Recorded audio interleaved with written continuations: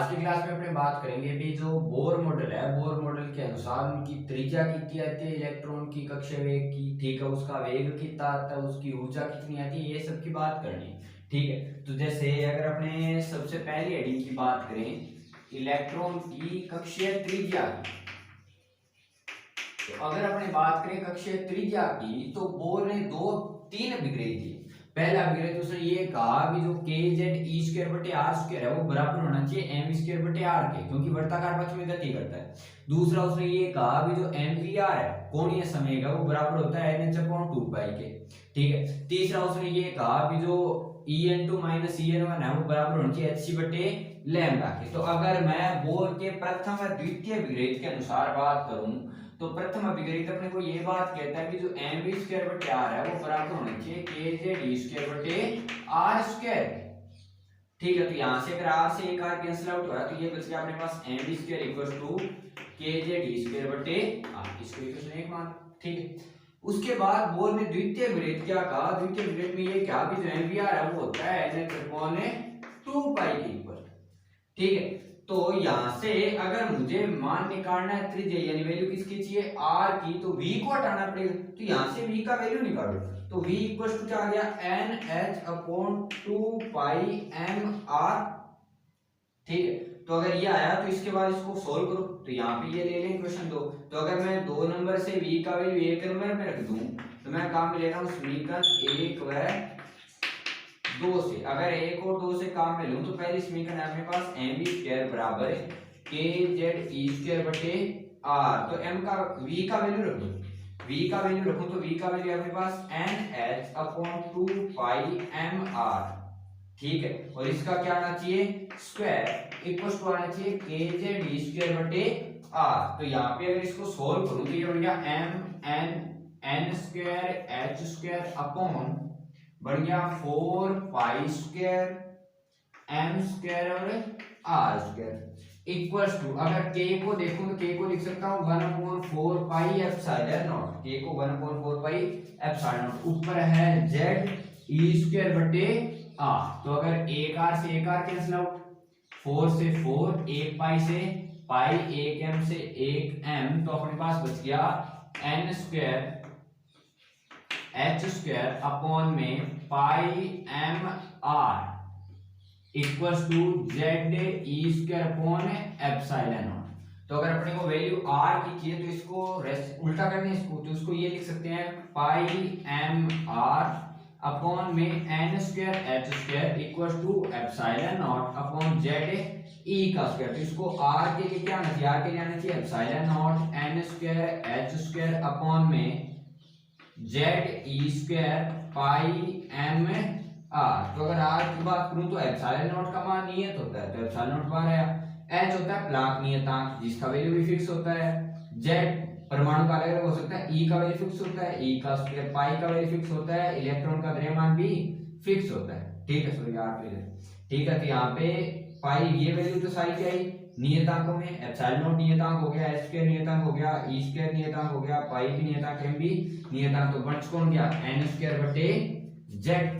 तो यहाँ पे अगर r का वैल्यू फाइंड आउट करें तो एप्सिलॉन नॉट का वैल्यू 8.85 गुना 10 की घात -12, h का वैल्यू 6.02 गुना 10 की घात कितना -6.63 गुना 10 की घात -34, e का वैल्यू 1.6 into 10⁻⁻19, पाई का वैल्यू 3.14, और अगर m का वैल्यू बात करें तो इलेक्ट्रॉन का द्रव्यमान कितना होता है 9.1 गुना 10 की घात -31 kg। तो जब ये सारी वैल्यू रखते हैं तो इस कांस्टेंट का नियत मान आता है 0.529 गुना बच गया एम स्क्वायर बटे जेड एंगस्ट्रॉम। तो ये अपने को ध्यान रखना है कि जो आर का वैल्यू है वो प्राप्त होता है अपने को 0.529 एम स्क्वायर बटे जेड एंगस्ट्रॉम। ठीक है, अब अगर अपने बात करें वेग की, तो अगर कक्षीय वेग की बात करें तो वेग के लिए वापस यही चीजें, अगर वेग को देखें तो वेग के लिए देखो अब अपने को बोर के वही दो अभिक्रिया है।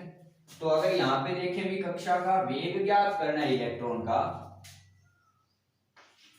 तो अगर मैं वेग की बात करूं तो पहला अभिक्रिया तो ये दूसरा M V R equal to N H कौन है 2 पाई। इस बार वैल्यू किसकी निकालनी है वेग की, तो आर को हटा लो, तो आर बराबर क्या बनना चाहिए N H upon 2 pi M V बनना चाहिए। इसको इक्वेशन नंबर क्या मान लेंगे 2, तो वापस वही समीकरण 1 व 2 से, तो समीकरण अगर 1 और 2 से बात करूं तो समीकरण 1 है अपनी एम वी स्क्वायर बराबर के जेड ई स्क्वायर बटे आर, तो वैल्यू रख दो यहाँ पे। अब अपने को वैल्यू किसकी रखनी पड़ेगी आर की, क्योंकि वहां वैल्यू निकाली किसकी है वी की, क्या है एम स्क्वायर बराबर के जेड ई स्क्वायर, नीचे आर का वैल्यू आना चाहिए अपने पास N H upon 2 pi M V. ठीक है, तो इसको मैं ये लिख सकता हूं M V square equals to K Z E square 2 pi M V ऊपर जाएगा अपॉन में एन एच, तो k का वैल्यू अपने लिख सकते हैं एक v से एक v कैंसिल आउट हो गया, एक m से m, तो v का वैल्यू आ गया अपने पास k z e square 2 pi upon में ns। तो अगर मैं k का वैल्यू रखूं तो k को लिख सकता हूं 1 upon 4 pi epsilon not z e square बटे ns। ठीक है, तो यहाँ पे अगर इसको रखें अपने तो ये वैल्यू अपने पास बन गया v इक्वल्स टू, अगर इसको इंटू 2 पाई है, पाई से पाई 2 से 2 बार, तो ये बन गया अपने पास ई स्क्वायर जेड अपॉन में 2 एप्सिलॉन नॉट एन एस। तो v का वैल्यू अपने पास आता है नियतांकों में देखो तो ई स्क्वायर 2 एप्सिलॉन नॉट एस, ये तो आया बार और थोड़ा बच गया जेड बटे एन, तो इनका जब वैल्यू रखते हैं तो ये वैल्यू प्राप्त होता है अपने 2.18 गुणा 10 की घात 6 गुणा जेड बटे एन मीटर पर सेकंड। तो ये वैल्यू अपने को v का वैल्यू अपने को ध्यान रखना है। ठीक है, जिसके आधार पे v और r जिस टाइप से निकाले, यानी जब r का वैल्यू निकाले तो v का हटा दो, और जब v का वैल्यू चाहिए तो किसको हटा दो r को। अब अगर अपने बात करें इलेक्ट्रॉन की कुल ऊर्जा की, भी कुल ऊर्जा कितनी आती है, तो अगर अपने किसी भी कण के लिए ऊर्जा की बात करते हैं तो ऊर्जा को लिखते हैं गतिज और स्थितिज, यानी यहाँ पे अगर मैं कुल ऊर्जा लिखूं तो सीधी सी बात है वो दो ऊर्जाओं का क्या होना चाहिए योग, एक तो होना चाहिए गतिज ऊर्जा और प्लस में कौन सी ऊर्जा स्थितिज ऊर्जा। ठीक है, तो अगर यहाँ पे मैं ये बात करूं कि इलेक्ट्रॉन की कुल ऊर्जा का मान चाहिए, तो इलेक्ट्रॉन की कुल ऊर्जा के मान के लिए गतिज ऊर्जा और प्लस स्थितिज ऊर्जा का क्या होना चाहिए योग होना चाहिए। तो अगर मैं गतिज ऊर्जा की बात करूं, ठीक है, तो गतिज ऊर्जा के अनुसार अगर बात करूं तो गतिज ऊर्जा कहती है अपने को 1/2 mv का स्क्वायर, तो यानी गतिज ऊर्जा के लिए मुझे इसका मान चाहिए।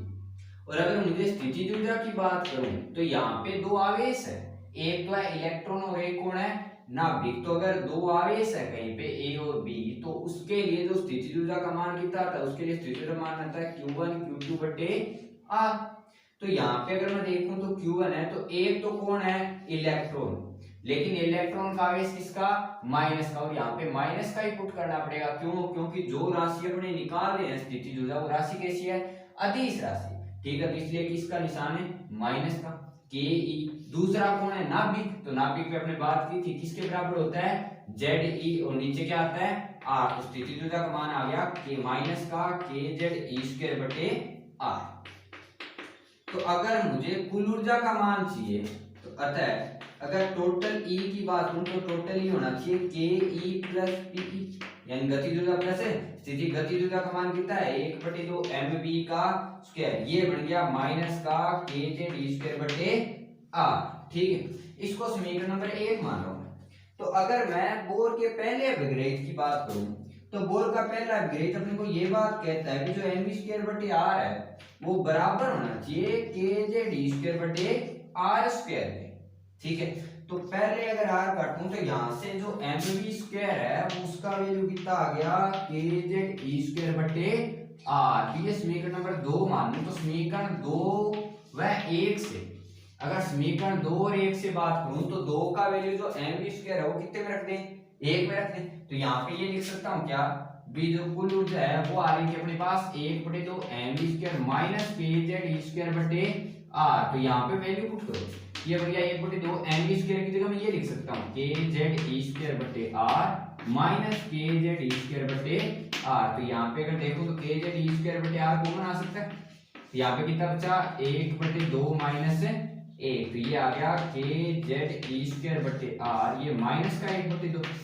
तो इसलिए जो कुल ऊर्जा प्राप्त होगी वो माइनस का 1/2 के का वैल्यू 1/4 पाई एप्सिलॉन नॉट। ठीक है, ऊपर कौन है जेड ई स्क्वायर और नीचे क्या आया आर। ठीक है, तो यहाँ पे अपने पास अगर ई की बात करूं तो ई का वैल्यू बन गया माइनस का 1/8, ऊपर आया जेड ई स्क्वायर, नीचे 4 पाई एप्सिलॉन नॉट। और अगर मैं आर की बात करूं तो आर की जो वैल्यू आती है वो इसके अंदर क्या करनी है पुट करनी है। तो जैसे आर की जो कांस्टेंट्स के अंदर वैल्यू है उसको क्या करो यहाँ पे अगर देखो तो ई का वैल्यू माइनस का 1/8 जेड ई स्क्वायर बटे 4 पाई एप्सिलॉन, नीचे आर का वैल्यू अपने पास क्या है आर का वैल्यू आया था epsilon not an square H square upon नीचे पाई एम जेड ई स्क्वायर। तो ये ऊपर जाना चाहिए, तो ये बनेगा माइनस का 1/8 गुणा जेड ई स्क्वायर बटे 4 पाई एप्सिलॉन नॉट।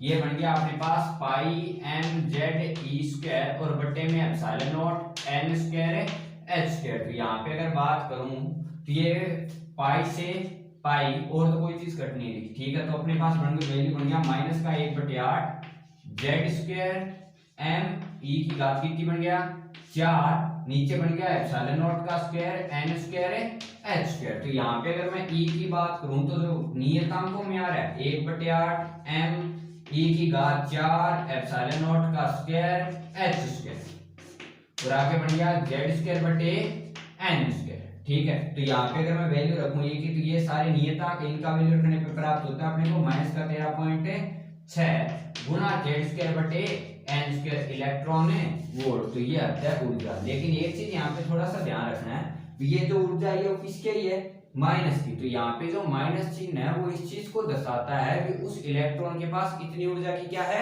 कमी है। यानी अगर मैं उस इलेक्ट्रॉन को इस माइनस के आगे जो ऊर्जा आ रही है इतनी ऊर्जा दे दी जाए तो है इलेक्ट्रॉन उस कक्षा से क्या हो जाएगा मुक्त हो जाएगा। ठीक है, तो यहाँ पे जो ऋणात्मक चिन्ह है वो किस चीज को दर्शाता है, यहाँ वाला ऋणात्मक चिन्ह दर्शाता है उस इलेक्ट्रॉन की जो ऊर्जा है उसमें होने वाली कमी को भी, उसके पास कितनी ऊर्जा की कमी है।